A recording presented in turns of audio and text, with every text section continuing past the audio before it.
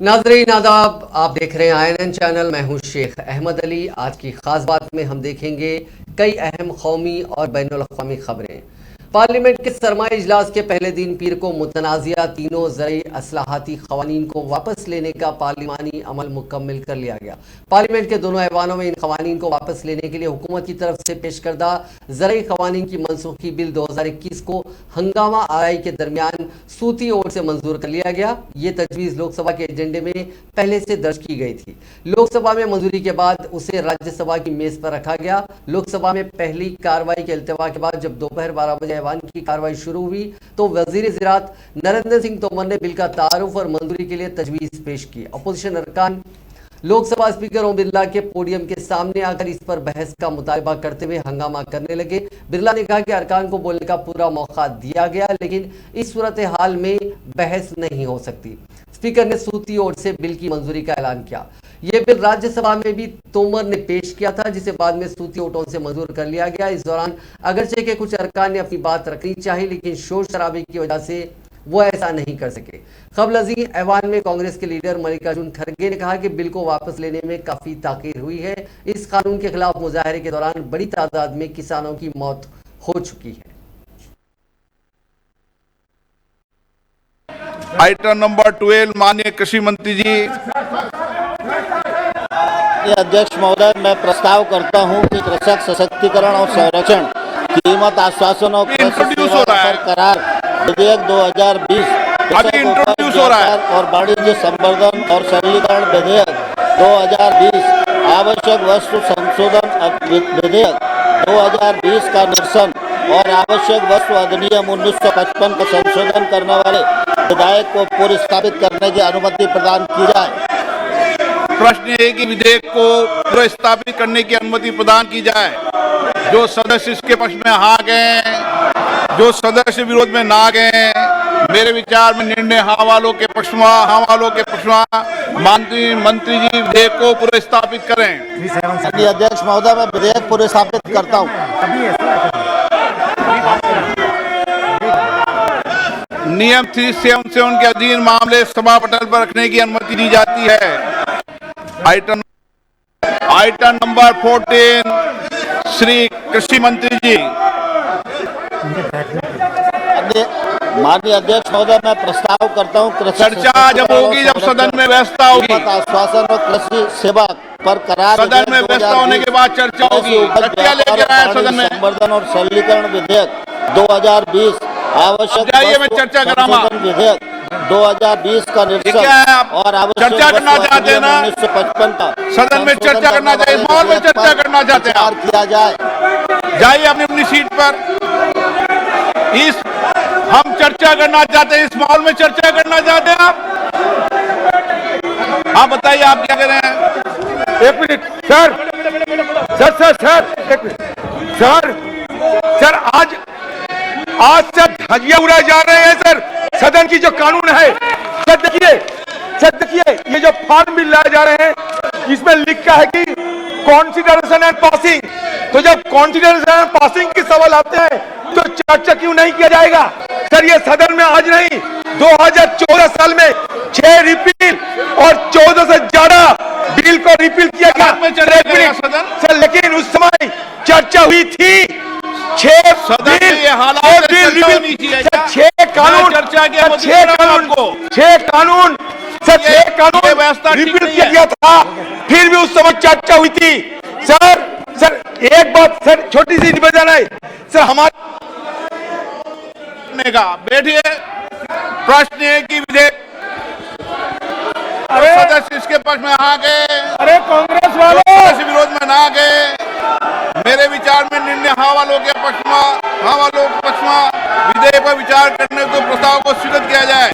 अब सभा विधेयक पर खंडवाए चर्चा कराएंगे। आप सदन में जाए, अंदर चर्चा चाहते हो, सदन ऑर्डर में आ रहे हो, चर्चा कराऊंगा मैं आपकी। प्रश्न है कि खंड 2 और 3 विधेयक पर अंग बने। जो सदस्य इसके पक्ष में आ गए, जो सदस्य विरोध में ना गए, मेरे विचार में निर्णय हाँ वालों के पक्ष में खंड 2 और 3 विधेयक। मैं चर्चा कराने को तैयार हूं, आप माहौल को ठीक कीजिए। मैं मना कर रहा हूं कि चर्चा करने को। आपको पर्याप्त समय पर्याप्त अवसर दूंगा, लेकिन बेल में आने के बाद चर्चा नहीं होती कभी विधेयक पर। नो, गलत तरीका। प्रश्न है कि विधेयक खंड 1 विधेयक सूत्र अधिनियम सूत्र विधेयक का पूरा नाम विधेयक का अंग बने। जो सदस्य इसके पक्ष में हाँ गए हैं, जो सदस्य विरोध में ना गए हैं, मेरे विचार में निर्णय हाँ वालों के पक्ष हुआ, हाँ वालों के पक्ष हुआ। प्रश्न 1 अधिनियम सूत्र विधेयक का पूरा नाम विधेयक का अंग बने। मंत्री जी प्रस्ताव करें विधेयक को पारित किया जाए। माननीय अध्यक्ष महोदय, मैं प्रस्ताव करता हूं विधेयक पारित किया जाए। जाओ, आप जाइए, मैं चर्चा कराता हूं आपको। आप विधेयक वापस करने की मांग कर रहे थे ना, मैं चर्चा करा दूंगा विधेयक वापस पर, पूर्ण चर्चा कराऊंगा। आप जाइए सीट पे। प्रश्न है कि विधेयक को पारित किया जाए। जो सदस्य इसके पक्ष में हाँ गए, जो सदस्य विरोध में ना गए, मेरे विचार में निर्णय हवालों के पक्ष हुआ, हवालों के पक्ष हुआ। प्रस्ताव स्वीकृत हुआ, विधेयक पारित हुआ। सभा की कार्रवाई मंगलवार, सभा की कार्रवाई दिन में 2 बजे तक के लिए स्थगित की जाती है। धन्यवाद। आइटम नंबर 14, श्री कृषि मंत्री जी। माननीय अध्यक्ष महोदय, मैं प्रस्ताव करता हूं चर्चा जब होगी जब सदन में व्यवस्था होगी। आश्वासन और कृषि सेवा पर करार सदन में व्यवस्था होने के बाद चर्चा होगी। चर्चा लेकर आए सदन में। संवर्धन और सरलीकरण तीनों बिल को विड्रॉल जो किए हैं इसका तो हम स्वागत करें, कोई संशय नहीं। लेकिन हम डिबेट चाहते हैं, चर्चा चाहते हैं। चर्चा के माध्यम से सारे देश को ये मालूम हो कि उसमें क्या कमियां थी, क्या करना चाहिए।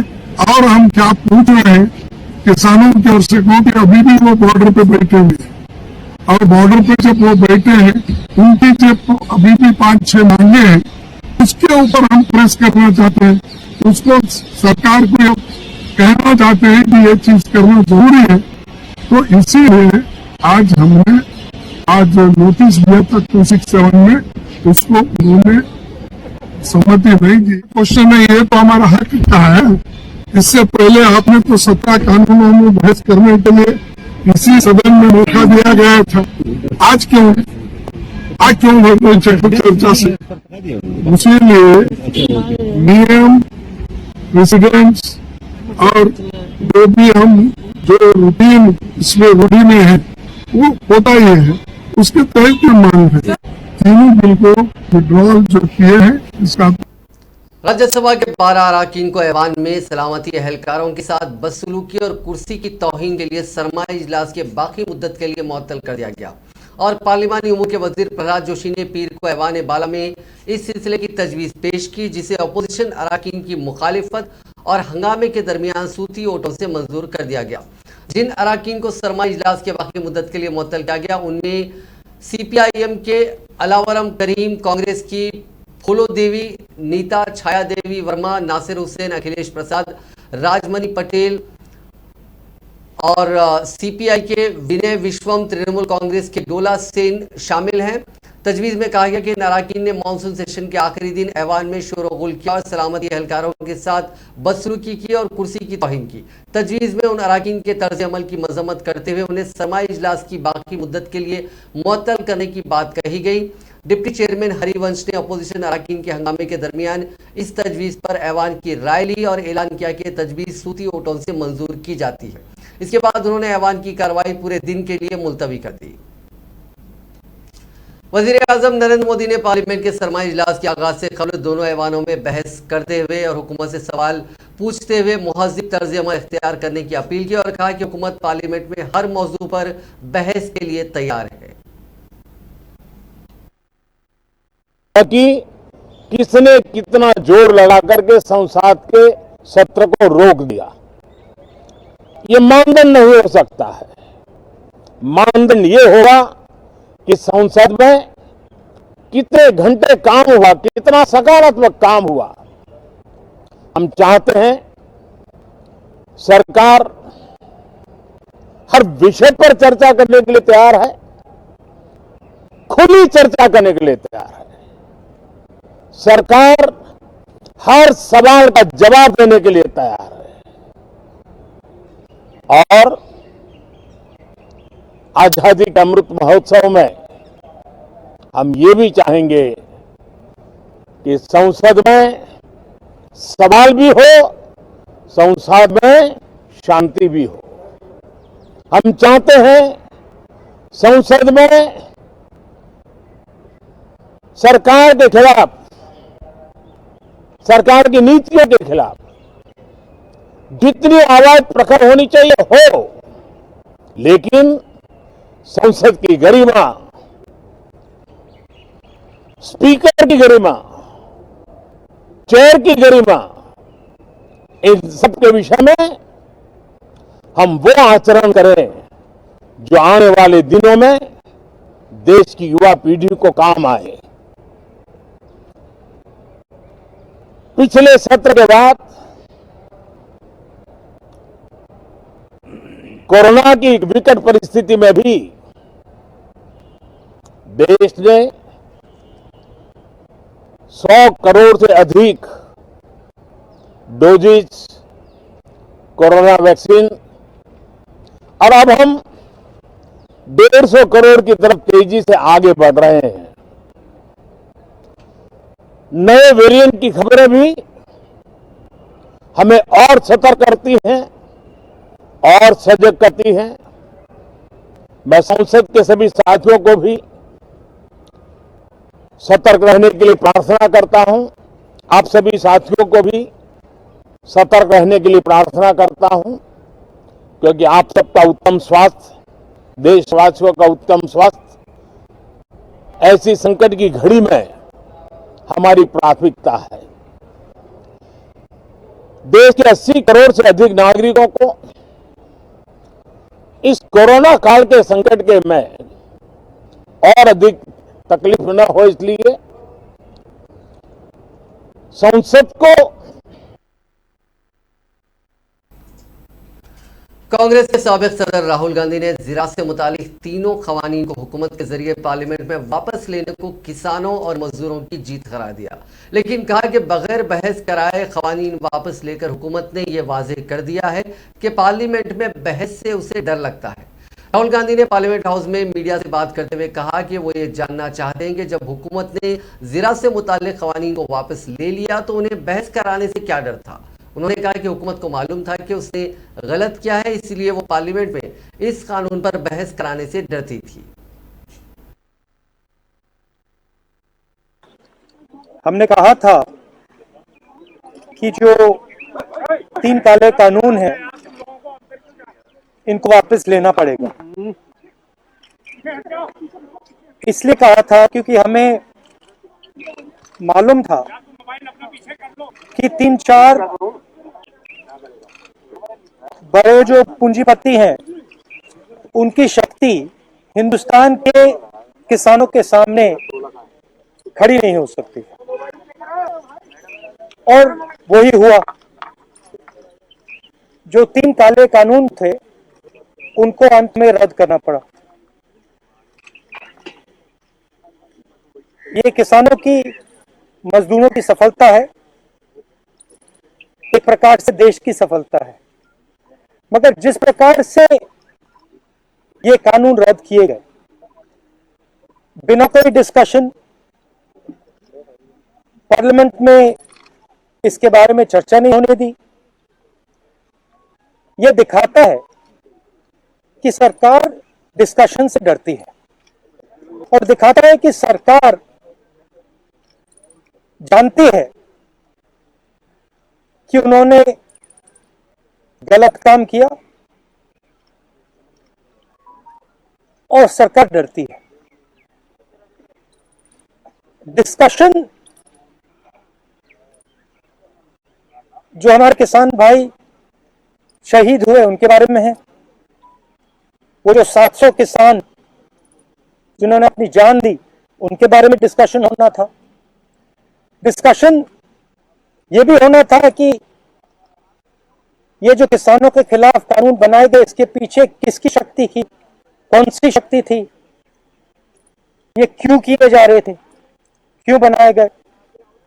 डिस्कशन एमएसपी पे भी होना था, और जो किसानों की समस्या है उस पे होना था। लखीमपुर खीरी और इनके जो होम मिनिस्टर हैं उन पर डिस्कशन होना था, वो तो सरकार ने होने नहीं दिया। हमने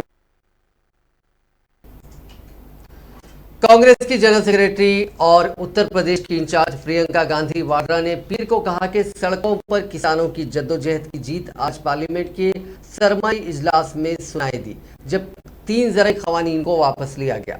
प्रियंका गांधी ने ट्वीट किया कि आज हमारे अन्नदाताओं की जद्दोजहद की जीत पार्लियामेंट में गूंजेगी। आज एक बार फिर किसानों की तहरीक में शहीद होने वाले 700 और लखीमपुर के किसानों की शहादत को याद करने का दिन है। आज जब पार्लियामेंट में बिल वापस होंगे तो पूरा मुल्क जय किसान गाएगा और अन्न देने वालों के आगे सर झुका देगा। मरकजी हुकूमत के 3 ज़राई क़वानीन के मुखालिफत में 1 साल से चल रही किसान तहरीक 2 दिन में खत्म हो सकती है। पीर के रोज सिंगो बॉर्डर पर पंजाब के 32 किसान तंजीमों की मीटिंग हुई। इसमें घर वापसी के लिए सहमति बन गई। हालांकि आखिरी फैसला 1 दिसंबर को होगा। फैसला लेने के लिए बनाए गए संयुक्त किसान मोर्चा के 42 लोगों की कमेटी की इमरजेंसी मीटिंग भी अब 1 दिसंबर को होगी। पहले ये 4 दिसंबर को होने वाली थी। पंजाब के किसान कायद हरमीत खादियान ने कहा कि हम जीत हासिल कर चुके हैं, अब हमारे पास कोई बहाना नहीं है। घर वापसी पर संयुक्त किसान मोर्चा की मुहर लगनी बाकी है। आपको बता दें कि इससे पहले संयुक्त किसान मोर्चा के लीडर राकेश टिकैत ने कहा था कि ज़राई कानून वापस हो चुके हैं, लेकिन अब MSP और किसानों के मसाइल पर बहस होनी चाहिए। हम 4 दिसंबर यानी जो मीटिंग अब 1 दिसंबर को हो चुकी है उसमें एक मीटिंग करेंगे और इसमें तहरीक का डायरेक्शन तय करेंगे। जब तक किसानों के सभी मुतालिबात पूरे नहीं किए जाते, किसान तहरीक जारी रहेगी। अब बात कोरोना वायरस की। पिछले 24 घंटों में दुनिया भर में कोरोना के 4,22,069 नए मामला दर्ज हुए। इसी दौरान 4,711 अफराद की मौत हुई। इस इजाफे के बाद दुनिया भर में कोरोना से मुतासरीन का मजमूई आंकड़ा 26,19,71,000 के पार हो गया, जबकि अमवात की तादाद बढ़कर 52,20,541 हो गई। दुनिया भर में फिलहाल 2,01,48,390 अफराद का कोरोना का इलाज चल रहा है। इसी दौरान कोरोना का नया variant Omicron Britain, Australia, Germany समेत 13 मुल्कों में पहुंच चुका है। यह हालत तब है जब ज्यादातर मुल्क ओमिक्रॉन के खतरे को देखते हुए ट्रैवल बैन लागू कर चुके हैं। वर्ल्ड हेल्थ ऑर्गेनाइजेशन ने इंतबाह दिया कि नया वेरिएंट दुनिया के लिए बड़ा खतरा बन सकता है। अगर इस वेरिएंट के चलते कोरोना इन्फेक्शन तेज हुआ तो इसके नतीजे खतरनाक होंगे। WHO ने यह भी कहा कि अभी तक इस वेरिएंट से एक भी मौत की तस्दीक नहीं हुई। अभी तक ये भी साफ नहीं हुआ है कि यह वेरिएंट कितना इन्फेक्शियस है और कितना खतरनाक है। ओमिक्रॉन वेरिएंट का पहला केस बोत्सवाना में मिला। साउथ अफ्रीका में पहली बार इसकी सीक्वेंसिंग की गई। इसके बाद यह Hong Kong, Britain, Germany, Netherland, Denmark, Belgium, Israel, चेक रिपब्लिक, ऑस्ट्रेलिया, पोर्चुगल और कनाडा तक पहुंच गया। पोर्चुगल हुकूमत ने कहा कि उनके 13 प्लेयर्स में ओमिक्रॉन वेरिएंट पाया गया है। ये सभी बेलेनीनेसी क्लब के लिए खेलते हैं। नेशनल हेल्थ इंस्टीट्यूट ने एक बयान में कहा कि इस क्लब ने हफ्ते के रोज बेनिफिका के खिलाफ जो मैच खेला था उसमें सिर्फ 9 प्लेयर ही मैदान पर उतर सके, क्योंकि कुछ खिलाड़ी इस नए वेरिएंट से मुतासिर हो चुके थे। कोरोना वायरस के नए वेरिएंट ओमिक्रॉन की पहली तस्वीर सामने आई है। इटली के रिसर्चर्स ने इसका फोटोग्राफ तैयार किया है। इसे रोम के बैम्बिनो गेसू हॉस्पिटल ने जारी किया है। मैप की तरह दिखने वाले इस 3 डायमेंशनल फोटो में डेल्टा और ओमिक्रॉन वेरिएंट के बीच म्यूटेशन का तकाबुल किया गया है। टाइम्स ऑफ इजराइल के मुताबिक रिसर्चर्स की टीम ने इतवार के रोज बताया कि फोटो में साफ देखा जा सकता है कि ओमिक्रॉन वेरिएंट डेल्टा के मुकाबले कहीं ज्यादा म्यूटेशन दिखा रहा है। ज्यादातर म्यूटेशन स्पाइक प्रोटीन के उस एरिया के ऊपर मौजूद है जो ह्यूमन सेल के साथ राब्ते में रहता है। रिसर्चर्स आगे कहते हैं कि इसका मतलब ये नहीं है कि ये ओमिक्रॉन वेरिएंट या कोरोना का ये म्यूटेंट वेरिएशन ज्यादा खतरनाक है। फोटो से सिर्फ इतना साफ होता है कि वायरस ने नया वेरिएंट जनरेट करके इंसानों के मुताबिक खुद को ढाल लिया है। आगे की रिसर्च के बाद ये साफ होगा कि वायरस में बदलाव कम खतरनाक है, ज्यादा खतरनाक है या इससे कोई फर्क नहीं पड़ने वाला। एक रिसर्चर क्लॉडिया ऑलरी ने बताया कि रिसर्च टीम ने दोनों वेरिएंट के म्यूटेशन का तकाबुल करने के लिए उनके स्पाइक प्रोटीन के 3D स्ट्रक्चर पर फोकस किया। ये तस्वीर बोत्सवाना, साउथ अफ्रीका और हांगकांग से आने वाले नए वेरिएंट के सीक्वेंसिंग की स्टडी से तैयार की गई है। हिंदुस्तान में पिछले 24 घंटों में 8,309 कोरोना के नए केसेस सामने आए। वहीं इस दौरान कोरोना से 236 लोगों की जान भी गई। इस बीच वायरस के ओमिक्रॉन वेरिएंट के खतरे के मद्देनजर मरकजी हुकूमत ने बैरूनी मुल्कों से सफर करने वाले लोगों पर पीर के रोज उनके लिए नई गाइडलाइंस जारी की हैं। इसके मुताबिक एट रिस्क मुल्कों से आने वाले सभी मुसाफिरीन को आने के साथ ही कोविड-19 टेस्ट से गुजरना होगा। टेस्टिंग की शर्त तब भी लागू होगी जबकि आने वाले मुसाफिर पूरी तरह वैक्सीनेटेड हो। एट रिस्क वाले मुल्कों को छोड़कर बाकी मुल्कों के मुसाफिरीन को एयरपोर्ट से बाहर जाने की इजाजत होगी। उन्हें 14 दिन के लिए सेल्फ मॉनिटरिंग करनी होगी। ओमिक्रॉन के खतरे की कैटेगरी से जिन मुल्कों को बाहर रखा गया वहां से आने वाले मुसाफिरीन में 5% की टेस्टिंग जरूर की जाएगी। आंध्र प्रदेश के नेल्लूर में तेज बारिश हो रही है। इसके चलते सड़कों पर पानी जमा हो गया है। लोग आमद रफ्त में काफी दिक्कतों का सामना करना पड़ा है। कई इलाकों में घरों के अंदर भी पानी आ गया है। आईएमडी ने प्रकाशम, नेल्लूर, चित्तूर, कड़पा जिलों के लिए भारी बारिश का ऑरेंज अलर्ट जारी किया है। साथ ही मछुआरों को समुद्र में न जाने की सलाह दी गई है। वहीं तमिलनाडु के कई इलाकों में लगातार 5 दिनों से बारिश हो रही है। यहाँ भी सड़कों पर पानी कई जगह पर जम गया है। चेन्नई में हालात काफ़ी ख़राब हो रहे हैं। वहाँ महकमे मौसमियात ने कहा कि कन्याकुमारी और तिरुनेलवेली ज़िलों में कुछ जगहों पर भारी बारिश हो सकती है। साथ ही कहीं कहीं गरज के साथ बौछारें पड़ने का इम्कान है। तमिलनाडु, पुडुचेरी और कराईकल में कई मकामात पर हल्की से तेज़ बारिश के आसार हैं।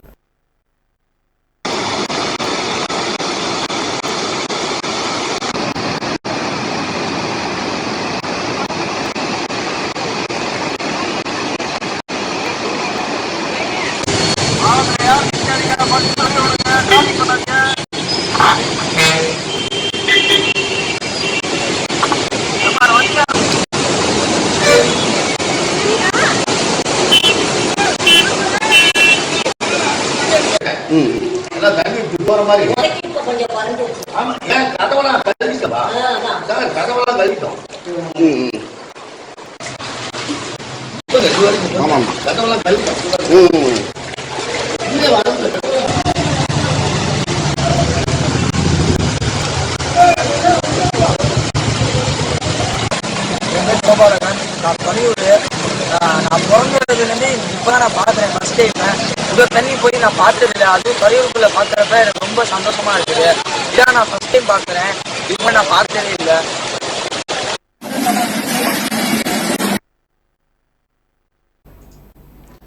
हिंदुस्तान और न्यूजीलैंड के दरमियान खेला गया कानपुर टेस्ट मैच बेनतीजा रहा। हिंदुस्तान ने दूसरी इनिंग्स में न्यूजीलैंड को 284 रनों का हदफ दिया था। जवाब में न्यूजीलैंड की टीम लड़खड़ाई जरूर लेकिन 9 विकेट ही गिर सके। 5वें दिन का खेल खत्म होने से कबल हिंदुस्तानी गेंदबाजों ने पूरी कोशिश की कि आखिरी विकेट गिर जाए लेकिन उन्हें कामयाबी नहीं मिली। हिंदुस्तान की जानिब से दूसरी इनिंग में रविंद्र जडेजा ने 4 कामयाबियां अपने नाम की। आर अश्विन को 3 विकेट मिले और अक्षर पटेल और उमेश यादव को एक विकेट हासिल हुई। इससे कबल पांचवें दिन न्यूजीलैंड की टीम 1 विकेट के नुकसान पर 4 रन से आगे खेलने उतरी और पहले सेशन में जबरदस्त खेल का मुजाहरा किया। टॉम लेथम और विलियम सिमरोल ने मिलकर 76 रनों की शानदार शराकतदारी की लेकिन मजबूत होती इस जोड़ी को हिंदुस्तानी तेज गेंदबाज उमेश यादव ने तोड़ते हुए सिमरोल को पवेलियन भेजा। ब्रेक के बाद चौथे नंबर पर खेलने आए कप्तान विलियमसन ने लेथम के साथ मिलकर दूसरे सेशन की शुरुआत की और दोनों ने मैच बचाने के लिए बहुत जद्दोजहद की। ग्राहकों के कंज्यूमर्स के सामान बनाने वाली हिंदुस्तानी यूनिलीवर लिमिटेड और आईटीसी लिमिटेड ने अपने चुनिंदा प्रोडक्ट्स की कीमतें बढ़ा दी हैं। कंपनी ने कहा कि ज़्यादा लागत की वजह से फैसला करना पड़ा। इस वजह से व्हील के 1 किलो पैकेट की कीमत अब 3.5% बढ़ गई है। कंपनी ने कहा कि चुनिंदा प्रोडक्ट्स की कीमत आधा किलो और 1 किलो के पैक पर बढ़ाई गई है। एचयूएल ने अपने 1 किलो के व्हील डिटर्जेंट पाउडर की कीमत में 3.4% की बढ़ोतरी की। इससे आधा किलो के व्हील के पैक की कीमत 2 रुपये बढ़ जाएगी। इसने रिन डिटर्जेंट, बार और लक्स साबुन की भी कीमत बढ़ा दी है। कंपनी के तर्जुमान ने कहा कि हाल के वक्त में इनपुट कॉस्ट में काफ़ी इजाफा हुआ है। पूरी इंडस्ट्री ने कीमतों को बढ़ाया है। आईटीसी का ध्यान कॉस्ट मैनेजमेंट पर काफ़ी असरदार तरीके से पड़ा है और इसको निपटाने का दावा कर रहे हैं। उन्होंने प्रीमियम बनाने, बिजनेस मिक्स के मुताबिक बनाने का दावा किया। उन्होंने कहा कि ग्राहकों को परेशान ना होना पड़े ऐसी काफ़ी कोशिश की गई, लेकिन इनपुट कॉस्ट में इजाफे की वजह से कई प्रोडक्ट्स के दामों में इजाफा करना पड़ा। अनिल अंबानी की कंपनी रिलायंस कैपिटल के बोर्ड को रिजर्व बैंक ऑफ इंडिया ने खारिज कर दिया है। बैंक ऑफ महाराष्ट्र के साबिक डायरेक्टर नागेश्वर राव को नया डायरेक्टर बनाया गया है। इस फैसले का असर कंपनी के शेयर पर भी पड़ा। इसके शेयर 4.99% लोअर सर्किट के साथ 19 रुपये 5 रुपये पर बंद हुए। लोअर सर्किट यानी एक दिन में उससे ज्यादा गिरावट नहीं आ सकती। रिजर्व बैंक ने पीर के रोज एक बयान में कहा कि रिलायंस कैपिटल तमाम उधारी देने वालों का पेमेंट देने में फेल रहा। इसमें ढेर सारे कॉर्पोरेट गवर्नेंस के मामले भी सामने आए हैं जो तशवीशनाक है। कॉर्पोरेट गवर्नेंस का मामला काफी संगीन है जिसे अनदेखा नहीं किया जा सकता। जून 2019 में ऑडिटर्स ने कंपनी की चौथी तिमाही के रिजल्ट्स पर सवाल खड़े किए थे। इसमें अकाउंटिंग के तरीके पर भी सवाल उठाया गया था। शेयर बाजार में आज भी भारी गिरावट रही। बॉम्बे स्टॉक एक्सचेंज का सेंसेक्स करीब 725 पॉइंट्स टूटकर 56,668 पर बंद हुआ। हालांकि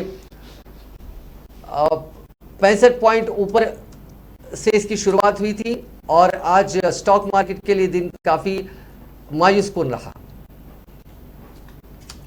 एक मशहूर कहावत है कि जब रोम जल रहा था तो रोम का बादशाह नीरो बांसुरी बजा रहा था। कुछ ऐसा ही नजारा महाराष्ट्र के ठाणे में देखा गया, जहां एक शादी में शामिल होने पहुंचे बाराती पंडाल में लगी आग के बीच दावत उड़ाते रहे। ठाणे के भिवंडी में इतवार की रात अंसारी मैरिज हॉल में शदीद आग लग गई। आग इतनी शदीद थी कि कुछ ही देर में पूरा मैरिज हॉल जलकर खाक हो गया। दूल्हा दुल्हन को बड़ी मुश्किल से रेस्क्यू किया गया। जिस दौरान मैरिज हॉल में आग लगी हुई थी, कुछ लोग दावत उड़ा रहे थे। इस आग का जो वीडियो सामने आया है उसमें कुछ लोग एक टेबल पर बैठे हुए नजर आते हैं। उनके सामने खाना रखा हुआ है और उनके पीछे आग लगी हुई है। आग की लपटें काफी तेज हो रही हैं और टेबल पर बैठे लोग मजे से खाना खा रहे हैं। वीडियो में कुछ लोग भागते हुए भी नजर आ रहे हैं। ये पता चलने के बावजूद कि आग बढ़ रही है, लोग खाना खाते रहे और मुस्कुराते रहे। बॉलीवुड के मेगास्टार अमिताभ बच्चन का मकबूल शो कौन बनेगा करोड़पति के 1000 एपिसोड मुकम्मिल होने पर वो जज्बाती हो गए। कौन बनेगा करोड़पति टेलीविजन के पसंदीदा शोज में से एक है जिससे सामाइन की बेपनाह मकबूलियत हासिल है। अब इस शो ने अपनी 1000 किस्तें यानी एपिसोड मुकम्मिल कर ली हैं। इस मौके पर अमिताभ बच्चन की बेटी श्वेता नंदा और नवासी नव्या नंदा के केबीसी के सेट पर पहुंची। दोनों ने हॉट सीट पर बैठकर अमिताभ के सवालों का जवाब भी दिया। 21 साल के तवील सफर और केबीसी की 1000 एपिसोड की तकमील होने पर अमिताभ बच्चन जज्बाती हो गए। सोनी के ऑफिशियल सोशल मीडिया पेज पर शो की एक नई प्रोमो वीडियो शेयर की गई जिसमें श्वेता अमिताभ से पूछती है कि पापा, मैं पूछना चाहती हूँ कि ये 1000वीं किस्त है तो आप कैसा महसूस करें। अमिताभ कहते हैं कि ऐसा लग रहा है कि जैसे पूरी दुनिया ही बदल गई। पापा, मैं पूछना चाहती हूँ जी, ये था। नाजरीन, आज की खास बात में बस इतना ही। आपसे कल मुलाकात होगी नई खबरों के साथ, नए एनालिसिस के साथ। फिलहाल दीजिए इजाजत। खुदा हाफिज।